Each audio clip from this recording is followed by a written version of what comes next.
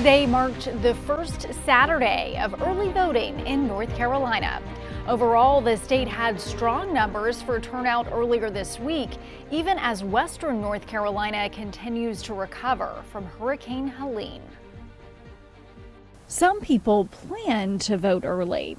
No doubts Stacey Thomas was going to vote. I think this election is very important. It's very historical. She just didn't know it was going to be at this exact moment Saturday. When I was driving by, I didn't see a lot of cars in the parking lot, so I said, let me try it. She's a little concerned that the Goodwill Opportunity Campus early voting site in West Charlotte was pretty slow Saturday. But I'm a little nervous because there's not a lot of people in there. I was in and out, no lines at all. But North Carolina topped its first day early voting numbers on Thursday over 2020.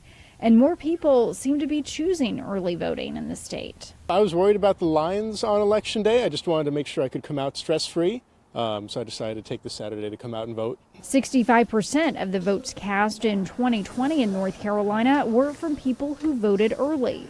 Mecklenburg County had almost that exact same percentage turnout for early voters in 2020. It's like Field of Dreams. If you build it, they will come. If you make voting more accessible, people will turn out to vote.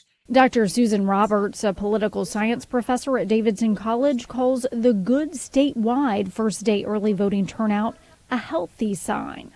And she says she wouldn't read much at all into lower first day numbers compared with 2020 for some of the mountain counties because of Hurricane Helene.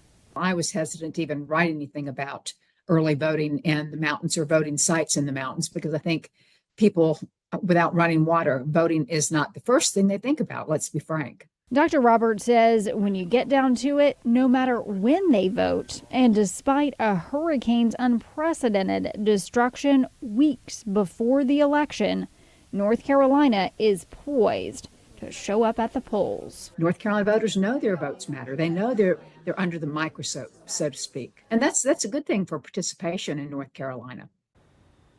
Early voting in South Carolina starts on Monday. It runs through November 2nd.